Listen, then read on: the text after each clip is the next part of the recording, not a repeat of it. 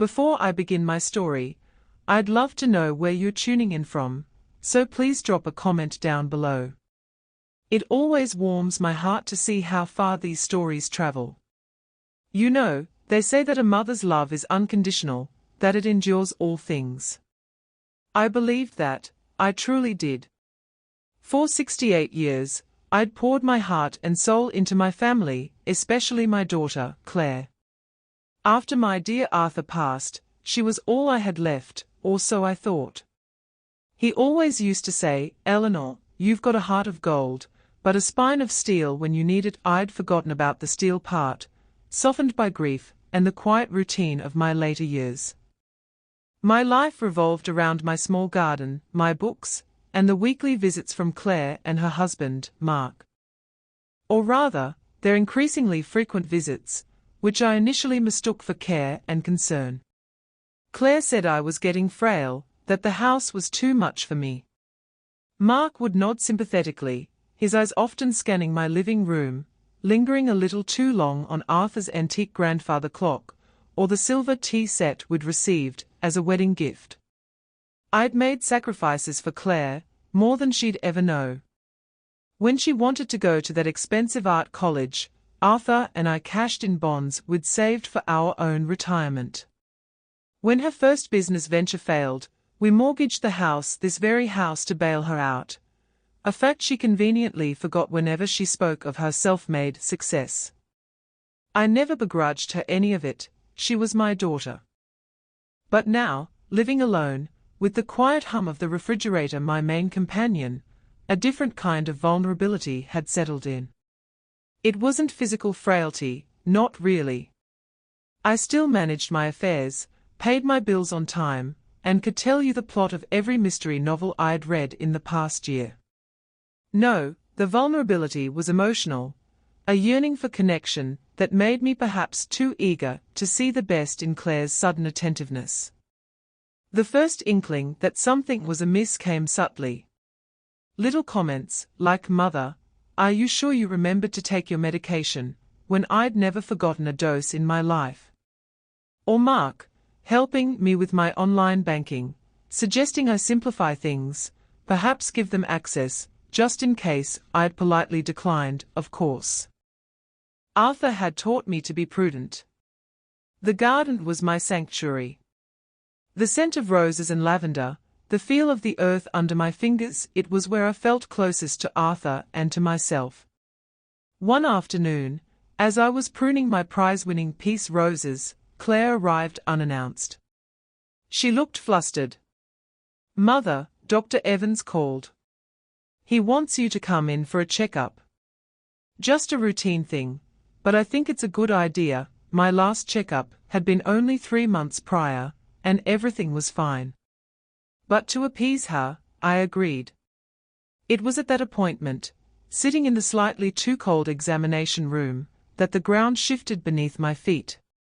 I had to use the restroom just before the doctor came in, and the door was slightly ajar when I returned. I heard Claire's voice, low and conspiratorial, speaking to the nurse. Honestly, she's just not herself anymore. Forgets things constantly, gets confused. I'm really worried she's losing her mind. We're thinking about power of attorney, for her own protection, you understand. My breath caught in my throat.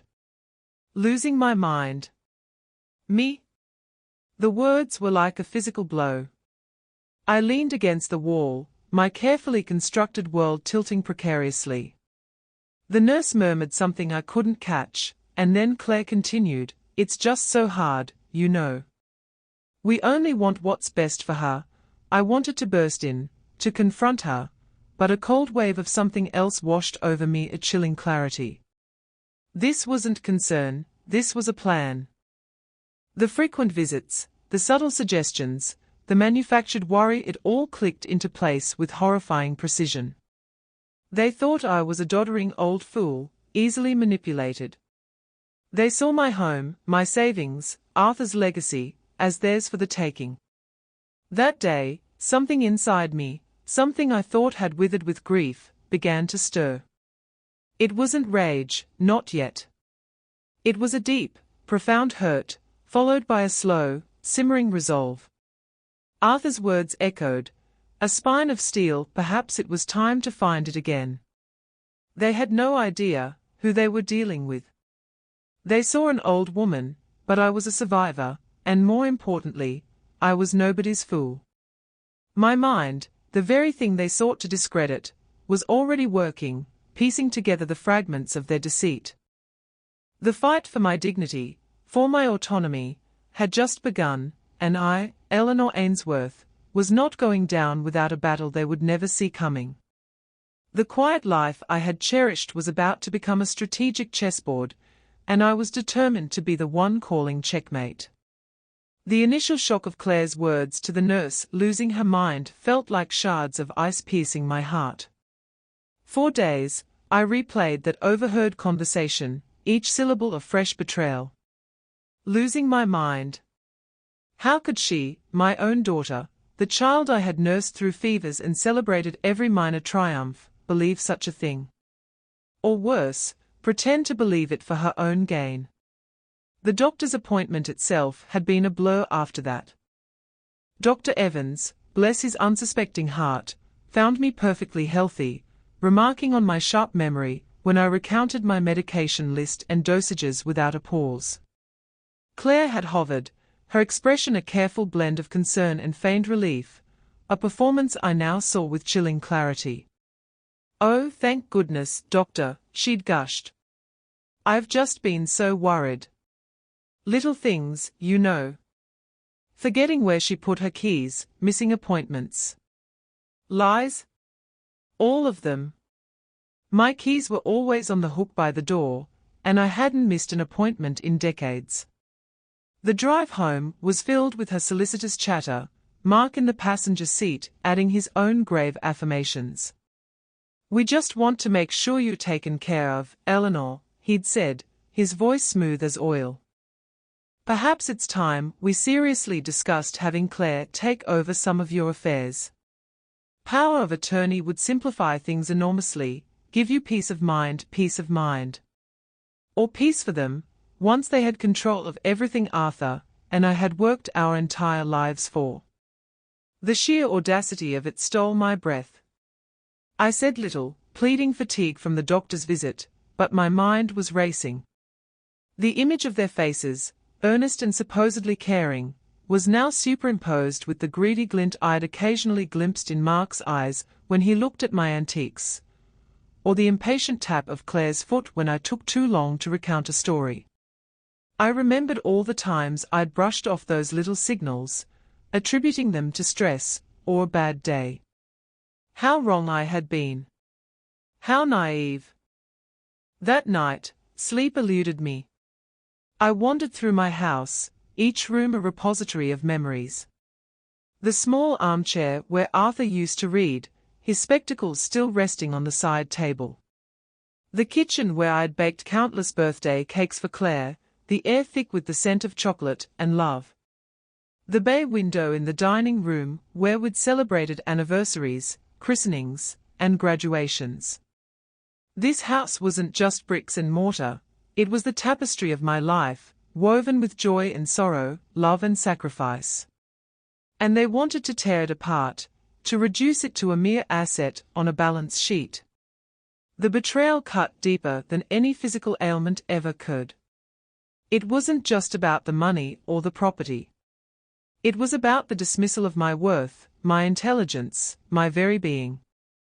They saw me as an obstacle, a fading relic to be managed and, ultimately, disposed of. In the days that followed, Claire and Mark escalated their campaign of concern. My daughter would call multiple times a day. "Mother, did you eat lunch? Are you sure you locked the back door? Don't forget, the garden club meeting is tomorrow, you wouldn't want to miss it again." I hadn't missed a garden club meeting in 5 years. Mark would drop by with unsolicited help, offering to sort through my paperwork to get things organized for you, Eleanor, or to drive me to the supermarket, subtly steering me away from my usual, more expensive brands. "Save a little, Eleanor, every penny counts," he'd say with a wink, as if sharing a thrifty secret, all while eyeing my debit card. I played along, at least outwardly.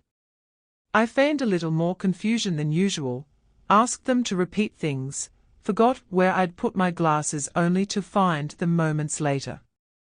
It was a sickening charade, but it bought me time. And it allowed me to observe them, to gather the evidence of their intentions not in a legal sense, but in the court of my own heart, solidifying my resolve. The true turning point, the moment the simmering hurt transformed into cold, hard determination, came about a week after the doctor's visit. Claire had come over, ostensibly to help me with some light gardening, though she mostly sat on the porch sipping iced tea while I did the actual work. She brought up the power of attorney again, more forcefully this time. "Mother, we really need to get this sorted. What if something happens to you? Who would pay your bills, manage your investments? Mark and I are willing to take on that burden, of course burden." That was the word she used. My life, my affairs, a burden to them. And, she continued, her voice dropping to a more serious tone, "We've been looking into some lovely assisted living places. Just for you to consider, down the line. Places with full-time care, activities. It would be so much better for you than rattling around in this big old house alone." My pruning shears stilled in my hand. The peace rose I was tending seemed to droop. This big old house. My home. She spoke of it as if it were a prison from which I needed rescuing. The assisted living brochures, I knew, would soon appear on my coffee table. It was all so transparent, so coldly calculated. I looked at her then, really looked at her. My daughter. Her face, once so open and full of youthful dreams, now seemed harder, etched with a subtle avarice I'd refused to see.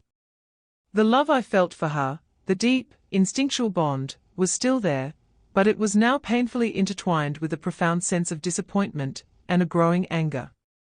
That evening, after Claire had left, leaving behind a faint scent of expensive perfume and a lingering chill of deceit, I sat in Arthur's armchair and wept. Not for my supposed frailty, but for the daughter I had lost, or perhaps never truly known. And as the tears subsided, a steely resolve settled in. They thought I was losing my mind. They were about to find out just how sharp it still was. They wanted control. They would discover I was far from controllable. My spine of steel, long dormant, was finally beginning to straighten. The game was on, and I knew, with a certainty that surprised even myself, that I would not be the one to lose. My first step was to seek counsel, but not from anyone Claire or Mark might know or suspect. I thought of old friends, but many were in similar boats, some already under the well-meaning but firm thumbs of their children. No, I needed someone impartial, sharp, and discreet. My mind went to Sarah, my late sister's granddaughter, a bright young lawyer I hadn't seen in a few years, but had always admired for her quick wit and no-nonsense attitude. She worked for a reputable firm in the city. Finding her contact information was easy enough. I was, despite Claire's assertions, perfectly capable of using the internet. I called Sarah the next morning, my voice betraying a tremor I couldn't quite control, not from fear, but from the gravity of what I was about to do. I explained, briefly, that I needed some legal advice regarding my estate and future planning, emphasizing the need for confidentiality. Sarah, bless her, didn't pry. She simply said, "Aunt Eleanor, of course. How about we meet for lunch next week?" My treat, the relief was immense. Just having someone to confide in, someone outside the suffocating bubble of Claire and Mark's concern, felt like a lifeline. The week leading up to my lunch with Sarah was a masterclass in feigned decline. I misplaced my purse, only for Mark to find it in the refrigerator. I forgot Claire's birthday until she pointedly reminded me, her voice dripping with martyred patience. Each act of theirs, each condescending smile and patronizing pat on my arm, fueled my determination.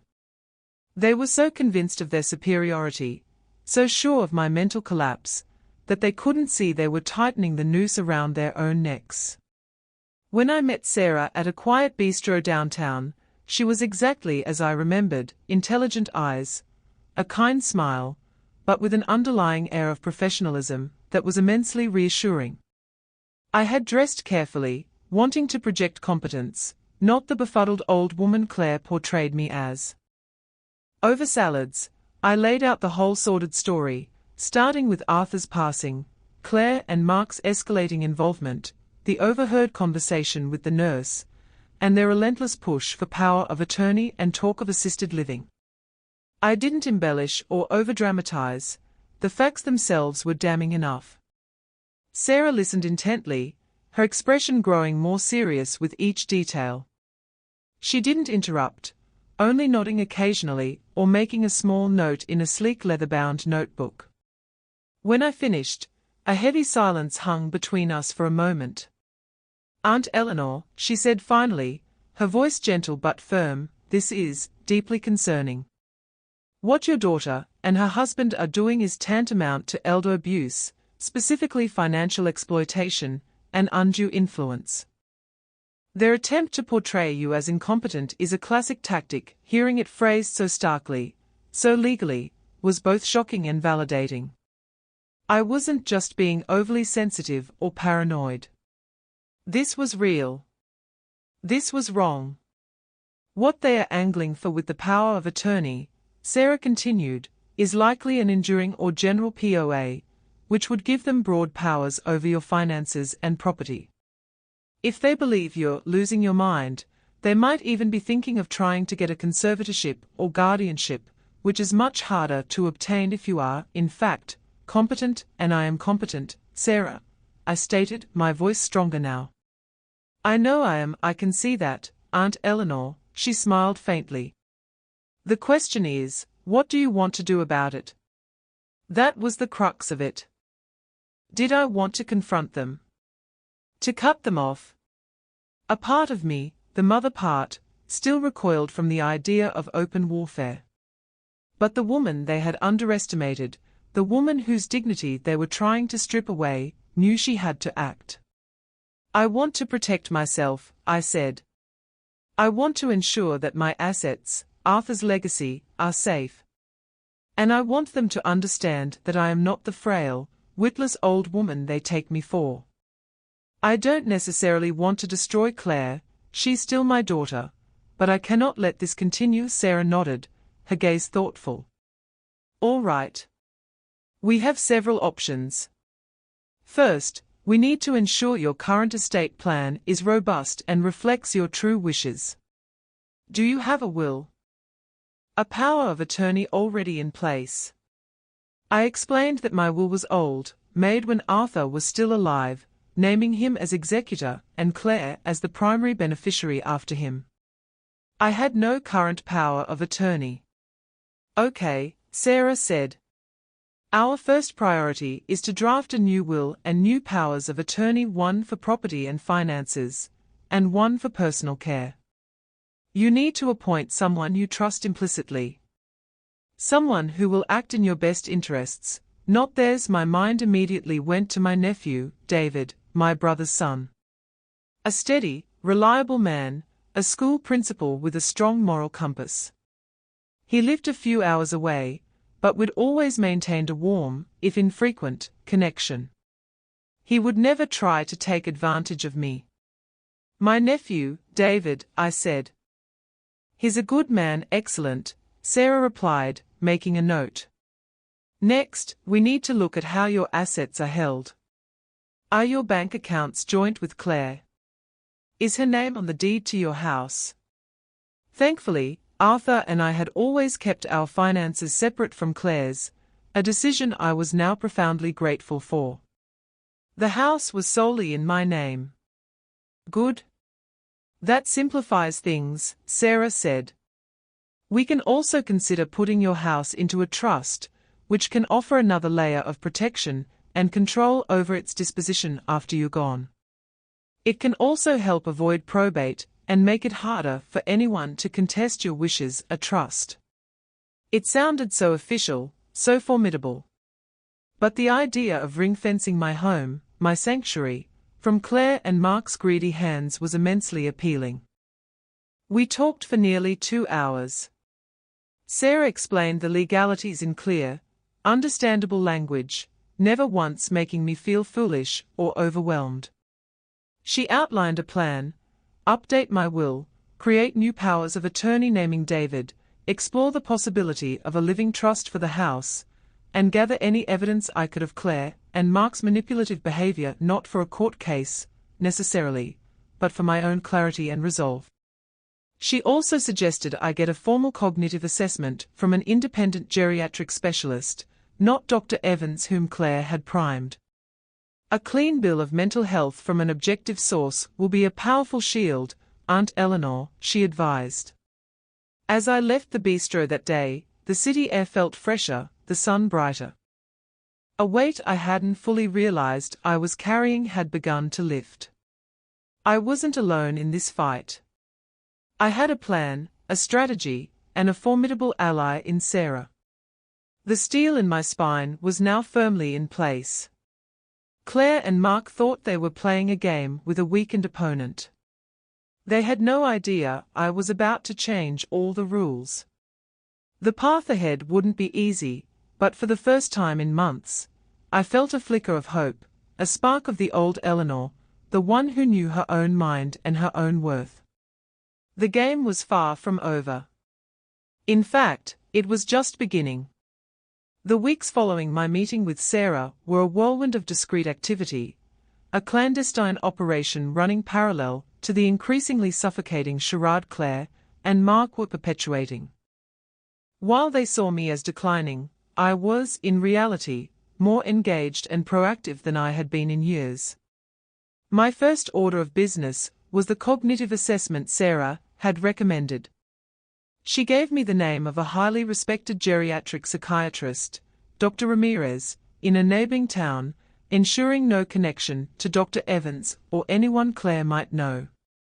I made the appointment myself, explaining I was updating my estate planning and wanted a baseline assessment for my own records. The drive to Dr. Ramirez's office was filled with a quiet nervousness.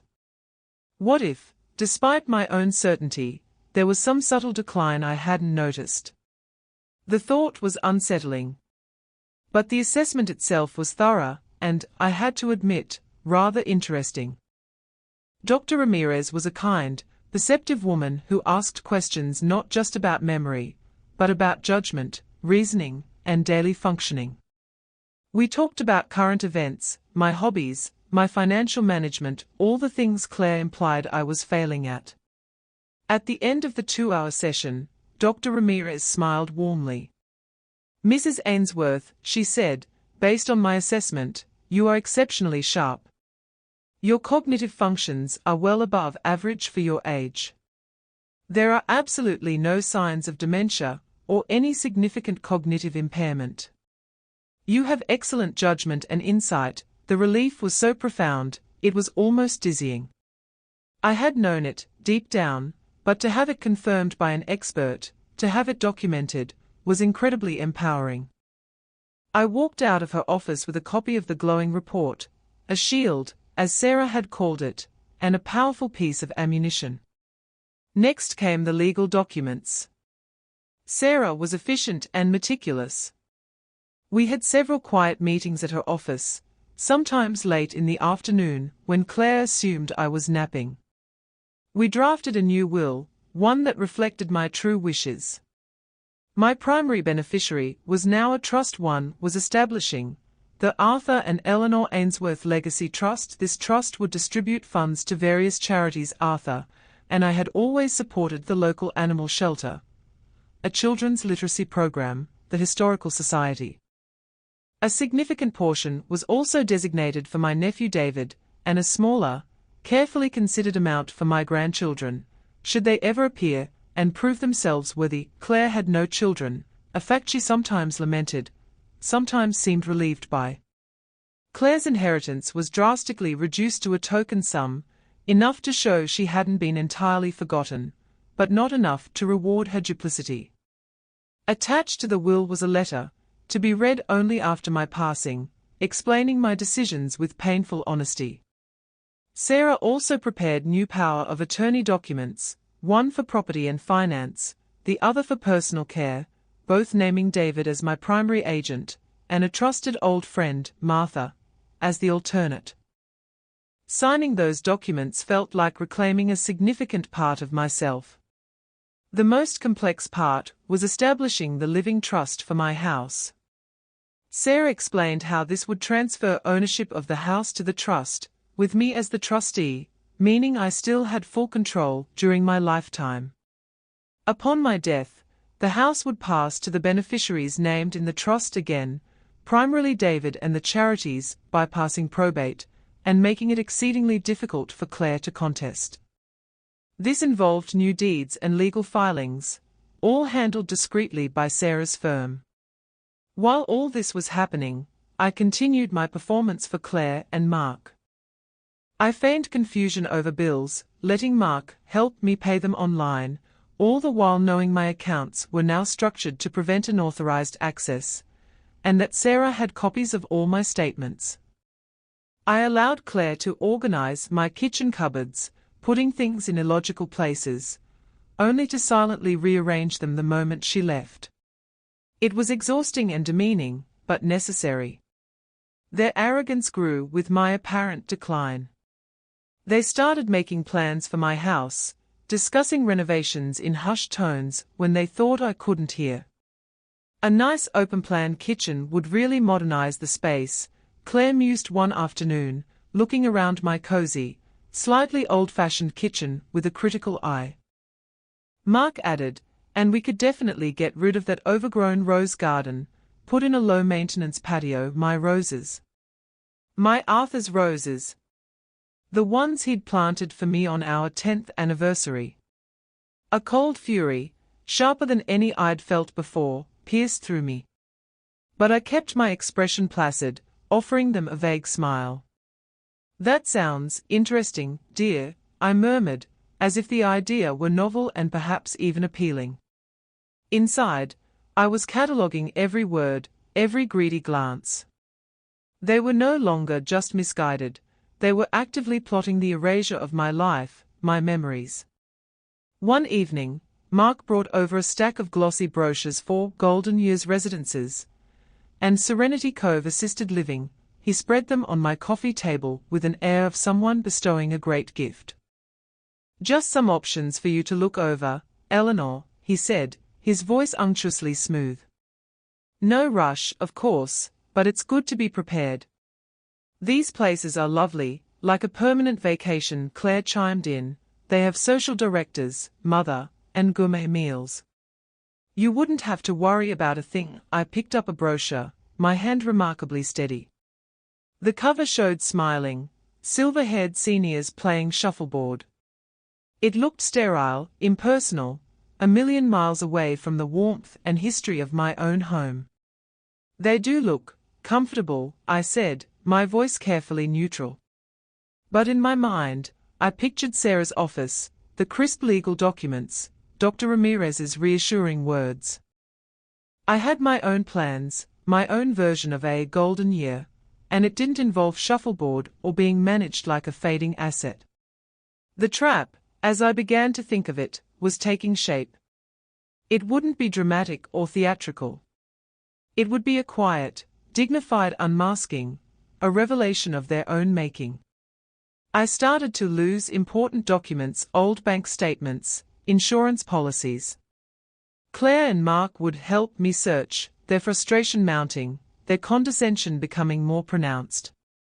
Mother, you really must be more careful, Claire would sigh, while Mark rifled through my desk drawers with an alarming lack of propriety. They were, in essence, building the case against themselves, demonstrating their overreach, their impatience, their utter disregard for my privacy and autonomy, all while believing they were managing a situation for their benefit. I even accidentally left my new, very basic mobile phone. One Claire had insisted I get for emergencies, but which I rarely used, recording on the hall table during one of their visits. I forgot it there when I went to make tea. The conversation I captured later that evening, as I listened with headphones in the quiet of my bedroom, was damning. "She's really going downhill fast," Mark's voice, smug and confident. "Another month or two, and she'll be begging us to take over. That POA can't come soon enough. Did you see the state of her desk?" Claire's reply, "I know. It's sad, really. But it's for the best. This house is worth a fortune, and we can finally get our finances sorted. That idiot from the bank keeps calling about the business loan." My heart ached, but the steel within me hardened further. Sad? No, this was calculated. This was greed, pure and simple. The evidence was mounting, not for a courtroom, perhaps, but for the unassailable truth of their intentions. My meticulous planning was nearing its fruition. With Sarah's guidance, every financial thread was now secured, every legal loophole closed. My will was ironclad, my powers of attorney firmly in the hands of people I trusted, and the report from Dr. Ramirez was a testament to my enduring clarity.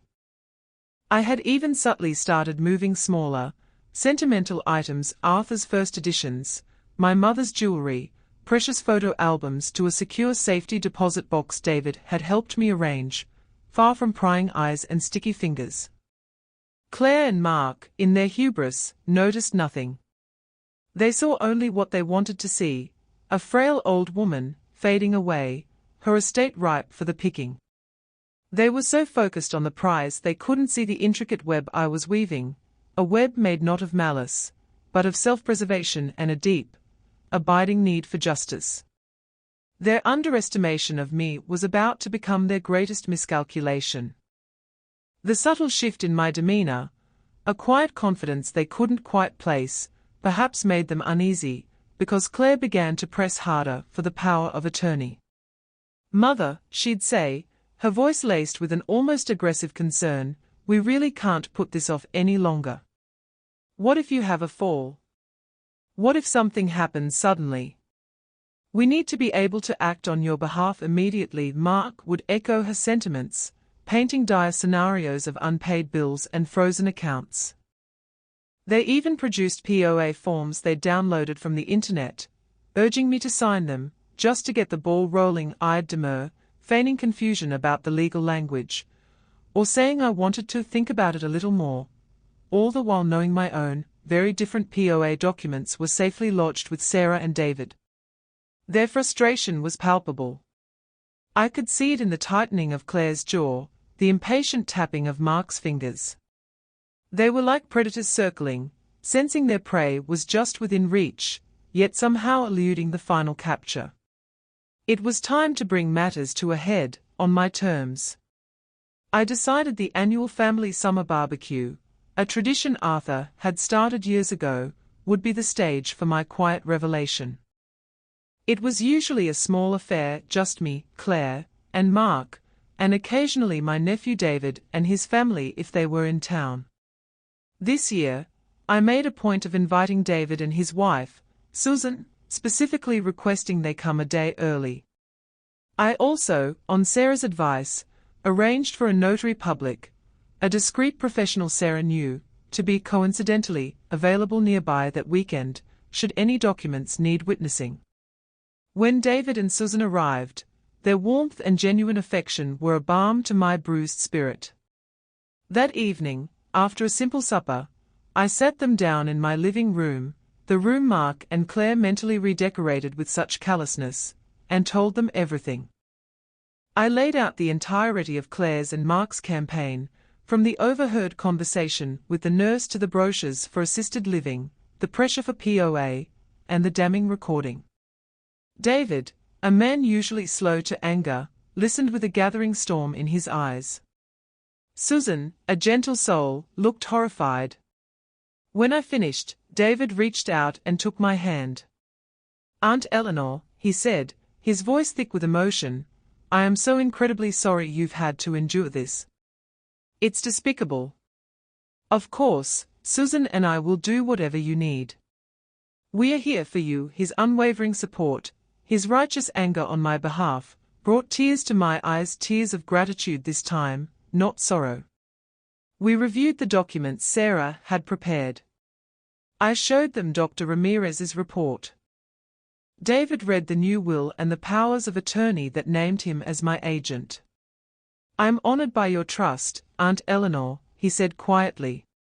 "And I promise you, I will always act in your best interest and honor your wishes." The day of the barbecue dawned bright and clear.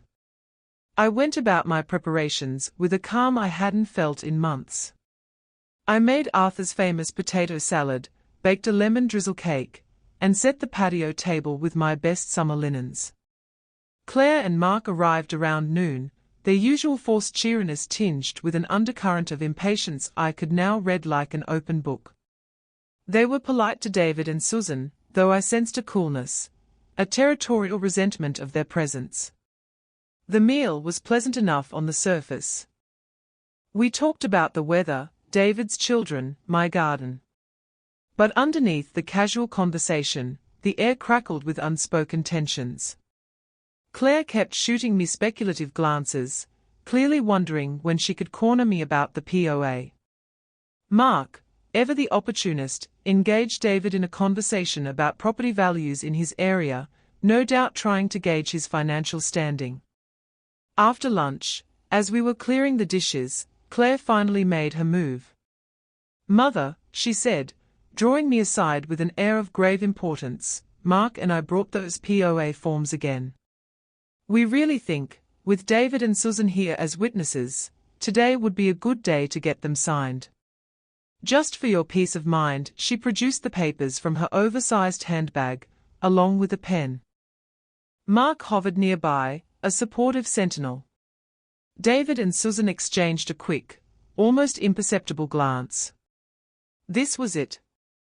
This was the moment I had been preparing for. I took a deep breath. "Actually, Claire," I said, my voice surprisingly steady, "I've already taken care of my legal affairs." Claire blinked, a flicker of surprise, then suspicion, in her eyes. "Taken care of them? What do you mean, Mother? When did you do that?" "A few weeks ago," I replied calmly. "I consulted a lawyer, Sarah McAllister, my sister Jean's granddaughter. You might remember her. A very competent young woman." The color drained slightly from Claire's face. Mark's smile faltered. "A lawyer? Why didn't you tell us?" "We could have recommended someone. I preferred to handle it independently," I said, meeting Claire's gaze directly. "Sarah helped me update my will and draw up new powers of attorney. They are all signed, witnessed, and securely filed." New powers of attorney. Claire's voice was sharper now. "Who did you appoint? Surely not." Her eyes flicked towards David, a dawning horror in her expression. "Yes, Claire," I confirmed. "I've appointed David as my agent for both financial matters and personal care. And Martha Jensen as his alternate. I trust them implicitly to respect my wishes and act in my best interests." A stunned silence descended. Mark looked like he'd been poleaxed. Claire's face went from pale to flushed in a matter of seconds. "David," she stammered, her voice rising. "But, why? We are your family. We are here.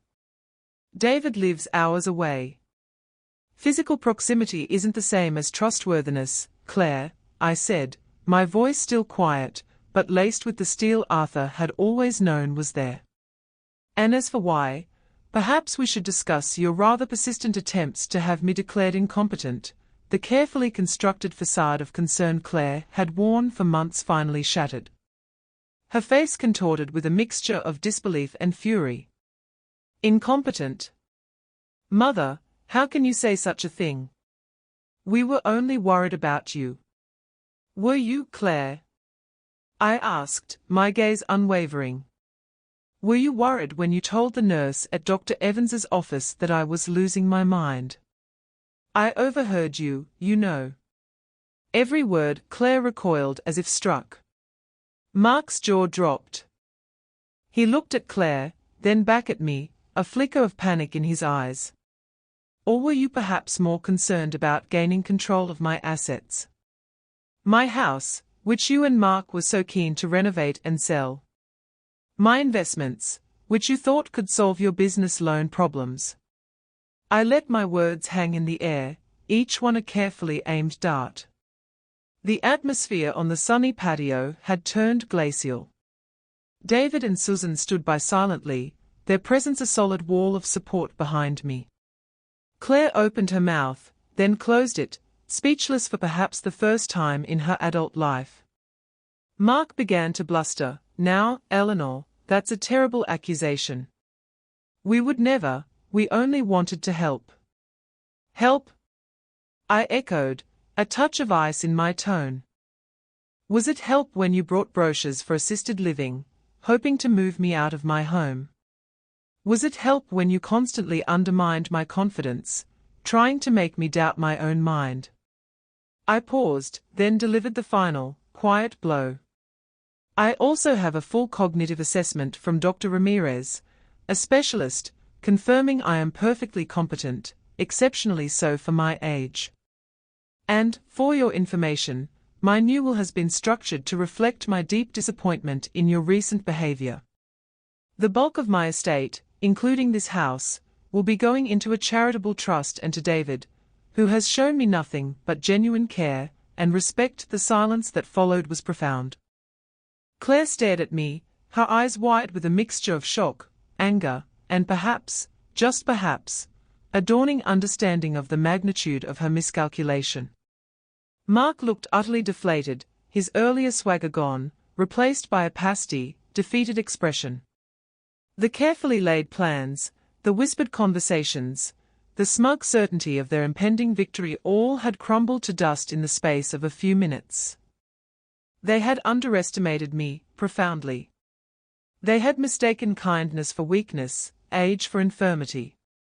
They had forgotten, or perhaps never known, the strength that lay beneath my quiet exterior.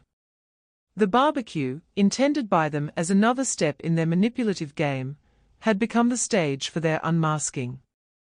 And I, Eleanor Ainsworth, the woman they thought was losing her mind, was firmly in control.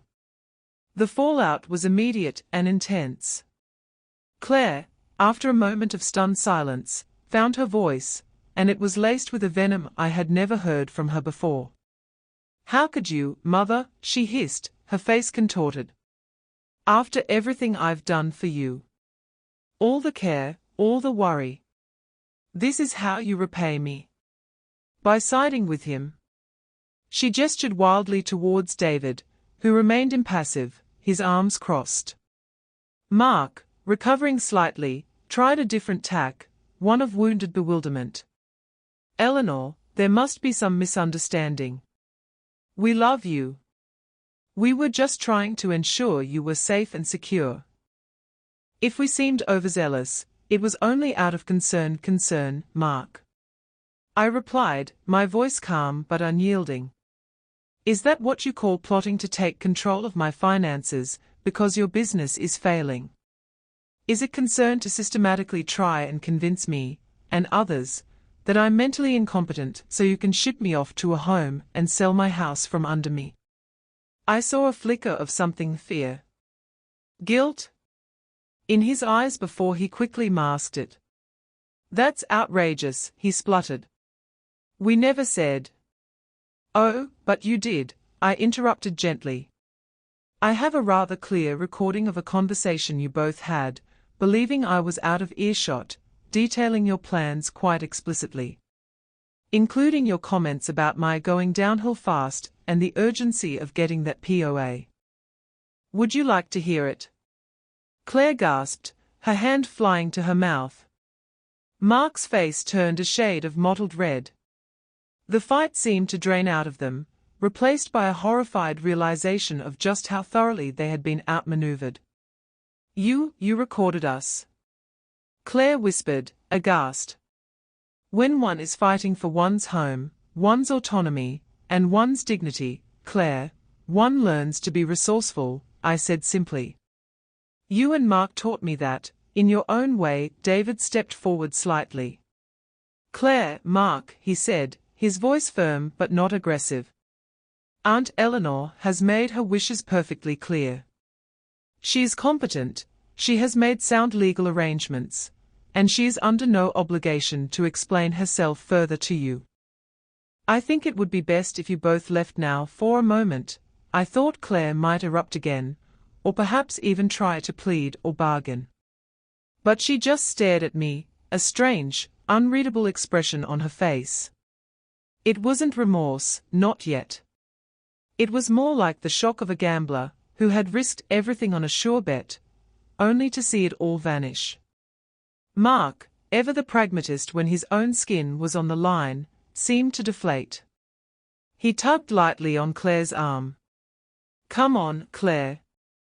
Let's go. She pulled her arm away, but allowed herself to be steered towards the garden gate, the same gate through which they had entered so confidently just a few hours before. Neither of them looked back. As the latch clicked shut behind them, a profound silence fell over the patio. The cheerful remnants of the barbecue, the half-eaten potato salad, the brightly colored napkins seemed almost mocking in their ordinariness after the emotional storm that had just passed. I let out a breath I hadn't realized I'd been holding. My legs felt a little shaky, so I sank into one of the patio chairs. Susan immediately came to my side, her hand resting gently on my shoulder. Eleanor, are you all right? She asked, her voice full of concern. I managed a small smile. Yes, Susan. I think I am. More all right than I've been in a very long time. David pulled up a chair opposite me. You handled that incredibly well, Aunt Eleanor.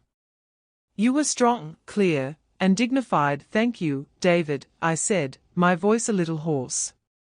For everything. For believing me, for being here. He simply nodded, his expression one of quiet respect. The relief was immense, washing over me in waves. It wasn't triumph I felt, not exactly. There was a deep sadness for the relationship with Claire, for the daughter I thought I had, a bond now irrevocably broken by her greed and deceit. But overriding the sadness was a powerful sense of justice, of reclaiming my own life from the precipice of their manipulation. Later that evening, after David and Susan had helped clear away, we sat in the living room, the one Claire and Mark had mentally stripped bare. The grandfather clock, Arthur's clock, chimed softly, a comforting, familiar sound. What do you think they'll do now? Susan asked quietly. I sighed. I don't know. Perhaps they'll try to apologize, to wheedle their way back in. Perhaps they'll simply disappear, consumed by their own resentment and failure. Frankly, right now, I don't much care. What matters is that they no longer have any power over me, David added, and Sarah has copies of everything, including that recording and Dr. Ramirez's report. If they try to make any trouble, legally speaking, they won't get far. That was a comfort. The thoroughness of Sarah's work, my own meticulous preparations, had created an impenetrable fortress around my autonomy. The immediate aftermath was a strange mixture of emptiness and liberation. The phone, which had rung so incessantly with Claire's concerned calls, fell silent. There were no more surprise visits from Mark, no more unsolicited help. The quiet in my house was no longer tinged with suspicion and anxiety, it was simply peaceful. I started to reclaim my spaces, both physical and mental. I rearranged my kitchen cupboards back to their logical order. I spent hours in my garden, tending to my roses, their thorns a reminder of the need for protection, their beauty a symbol of resilience. I even bought a new, ridiculously expensive brand of tea, just because I could, a small act of defiance against Mark's penny-pinching admonitions. The healing had begun, slowly but surely. The hurt of Claire's betrayal would likely always be a scar on my heart, but it no longer defined me. I was not just Eleanor Ainsworth, the wronged mother. I was Eleanor Ainsworth, the woman who had fought for her dignity and won. And that, I realized, was a victory worth more than any inheritance. The silence from Claire and Mark persisted for several weeks. It was a heavy, loaded silence, not the comfortable quiet I was beginning to re-embrace in my home. I half expected a tearful phone call, a letter of apology, or even an angry outburst. Instead, there was nothing. It was as if they had vanished from my life, though I knew, from a discreet inquiry David made, that they were still in their own house, presumably grappling with the sudden and total collapse of their plans. During this time, I focused on rebuilding my own sense of normalcy, or rather, creating a new normal. I reconnected with old friends Claire had subtly discouraged me from seeing, friends who were genuinely pleased to hear from me and share a cup of tea without any underlying agenda. Martha Jensen, whom I'd named as my alternate POA, became a regular visitor. We'd known each other since our children were small, and her straightforward, no-nonsense approach to life was a refreshing antidote to Claire's duplicity. Martha had been appalled, though not entirely surprised, when I'd cautiously shared a sanitized version of events. Some people, Eleanor, she'd said, shaking her head, are just rotten with greed. Good for you for standing up to them. Her validation was another small stone in the rebuilding of my confidence. I also threw myself into my gardening with renewed vigor. The peace roses, which Mark had so casually dismissed, thrived under my care, their blooms more vibrant than ever. Each pruned branch, each weed pulled, felt like a symbolic act of clearing out the negativity that had encroached upon my life. My home began to feel truly mine again, no longer a battleground or a prize to be won, but a sanctuary, filled with Arthur's presence and my own quiet strength. Sarah called occasionally to check in, her professionalism softened with genuine warmth. She reassured me that all legal safeguards were firmly in place. They have no leverage, Eleanor, she said. Any attempt to challenge your competency or your decisions would be met with overwhelming evidence to the contrary. They know that. This knowledge was deeply comforting. It allowed me to relax, to finally let go of the constant vigilance I'd maintained for so many months. I even started sleeping through the night again, a small miracle in itself. The first direct consequence for Claire and Mark, as far as I could ascertain, was financial. David, through his own discreet channels, he was a school principal, after all, an adept at information gathering, heard whispers that Mark's business was in serious trouble. The loan Claire had mentioned in the recording, the one she hoped my money would solve, was apparently called in.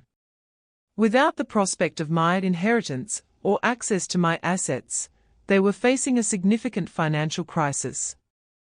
There was a certain grim satisfaction in this news, I won't deny it.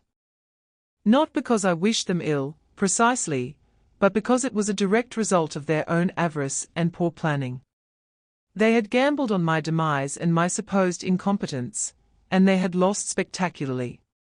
About 2 months after the barbecue showdown, a letter arrived. It was addressed in Claire's familiar handwriting. My hand trembled slightly as I opened it. It wasn't an apology, not really. It was a rambling, self-pitying missive, full of accusations and justifications. She accused me of being cruel, of never truly understanding her, of favoring David. She painted herself as the victim, a dutiful daughter unappreciated and unfairly punished. There was no acknowledgement of her deceit, no remorse for the pain she had caused. Reading it, I felt a profound sadness, but also a sense of finality. The Claire I had loved, or believed I loved, was truly gone, replaced by this bitter, entitled stranger. I didn't reply to the letter. There was nothing left to say. Any bridge between us had been burned, not by me, but by her own actions. I filed the letter away with the other evidence, a painful reminder, but also a testament to why I had to do what I did. Life settled into a new rhythm. I found joy in small things, the first crocus of spring in my garden, a shared laugh with Martha, discovering a new author at the library. I even started volunteering at the local historical society, something Arthur and I had often talked about doing. It gave me a sense of purpose, a connection to my community, and a chance to use my mind in engaging ways. I was no longer just waiting, as Claire and Mark had seemed to expect me to do. I was living. One afternoon, about a year after the confrontation, I was having tea with David and Susan, who had driven down for the weekend. We were sitting on the patio, the same patio where it had all come to a head. David mentioned, almost as an afterthought, that he'd heard Claire and Mark had sold their house a quick sale, for less than they'd hoped, and moved to a smaller rental in a less desirable part of town. Mark's business had apparently collapsed completely. "They are struggling, from what I hear," David said, his expression neutral. I felt a pang, a flicker of that old maternal instinct, quickly suppressed. Their struggles were of their own making. They had sown seeds of greed and deceit, and they were now reaping a bitter harvest. "I hope," I said quietly, more to myself than to them, "that perhaps this will teach them something. About integrity. About the consequences of their choices," but whether it did or not was no longer my concern.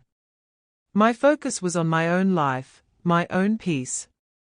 I had reclaimed my dignity, secured my legacy, and found a measure of tranquility I hadn't thought possible. The cost had been high, the loss of a daughter, the shattering of illusions, but the peace I now felt was genuine and hard-won. Arthur's words often came back to me. A spine of steel, I had found it, and in doing so, I had found myself again. The experience had left me wiser, certainly more cautious, but not bitter. Instead, I felt a quiet strength, a profound appreciation for the simple honesty of true affection and the enduring value of self-respect. My home was safe, my future secure, and my mind, thankfully, was very much my own. And that, I realized, was the greatest vindication of all. The story of my quiet battle became a sort of legend within my small circle with Martha, David, and Sarah. Not in a boastful way, but as a testament to resilience. For me, it was a constant reminder that underestimation could be a powerful, if unintentional, weapon in the hands of the underestimated. Life continued, not in the grand, dramatic fashion of a soap opera, but with the gentle unfolding of days, each one a gift. I found immense satisfaction in managing my own affairs, with David's respectful assistance only when I requested it for more complex matters, like navigating the intricacies of the charitable trust's annual reporting. He never presumed, never overstepped, a stark contrast to Claire and Mark's suffocating help. The Arthur and Eleanor Ainsworth Legacy Trust began its work. I received heartfelt letters of thanks from the animal shelter when they were able to upgrade their kennels, and from the literacy program when they purchased new books for underprivileged children. Seeing Arthur's name, our names, associated with such positive impacts brought a warmth to my heart that no amount of material wealth ever could. This was the legacy I wanted, not one squabbled over by greedy relatives, but one that genuinely made a difference. Occasionally, I would hear snippets about Claire and Mark, usually through distant acquaintances, or the periphery of David's social circle. The picture painted was not a happy one. Their financial woes continued, leading to apparent strain in their marriage. There were whispers of arguments, of Mark blaming Claire for their predicament, of Claire descending into bitterness. It was a sad tale, a self-inflicted tragedy.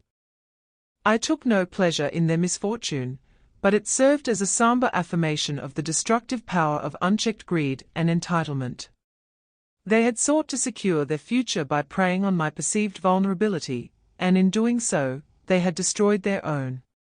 My house, once the focal point of their desires, became even more of a sanctuary for me. I hosted small gatherings for my friends, garden club meetings where my roses were admired without any ulterior motive, and quiet dinners with David and Susan. The laughter and genuine affection that filled its rooms cleansed away the last lingering shadows of Claire and Mark's intrusive presence. I even took up painting, something I'd always wanted to try but never found the time for. My subjects were often flowers from my garden or scenes from my window. My technique was amateurish, but the joy it brought me was profound. It was another way of reclaiming my narrative, of expressing my own vision of the world. One day, browsing in a local antique shop, I saw a small, tarnished silver locket. It reminded me of one my own mother used to wear. On impulse, I bought it. Back home, I polished it until it shone, and inside, I placed a tiny, faded photograph of Arthur and a miniature pressed pansy from my garden, a symbol of remembrance and thought. It was a small, personal act, reaffirming my connection to my past and my contentment with my present. There was a quiet satisfaction in knowing that my life was entirely my own, my decisions uncoerced, my future determined by my own wishes, not by the manipulative designs of others. The legal documents Sarah had so expertly crafted remained safely stored, a silent guardian of my autonomy. Dr. Ramirez's report, confirming my mental acuity, was a source of private amusement whenever I recalled Claire's dramatic pronouncements about my losing my mind. The irony was not lost on me that in their attempt to prove me incapable, they had only succeeded in proving their own profound lack of judgment and morality. My relationship with David and Susan deepened. They were the family I had chosen, or rather, the family that had proven true. Their respect for my independence was paramount, and their support was always offered, never imposed. They understood that my strength wasn't in denying my age or its potential frailties, but in embracing my life with wisdom, courage, and a clear understanding of my own worth. Looking back, the pain of Claire's betrayal was undeniable. A part of me would always mourn the daughter I thought I had, the future I had envisioned for our family. But that grief was now tempered with a profound sense of peace and empowerment. I had faced a profound injustice, a deep personal wound, and I had not only survived but emerged stronger, more resolute, and more appreciative of the true treasures in life, integrity, loyalty, and the quiet dignity of a life lived on one's own terms. The steel in my spine, once forgotten, was now an integral part of me, a quiet strength that allowed me to face each new day with grace and resilience. My mind was clear, my home was my own, and my legacy was secure. And in the end, that was the most complete vindication I could have ever wished for.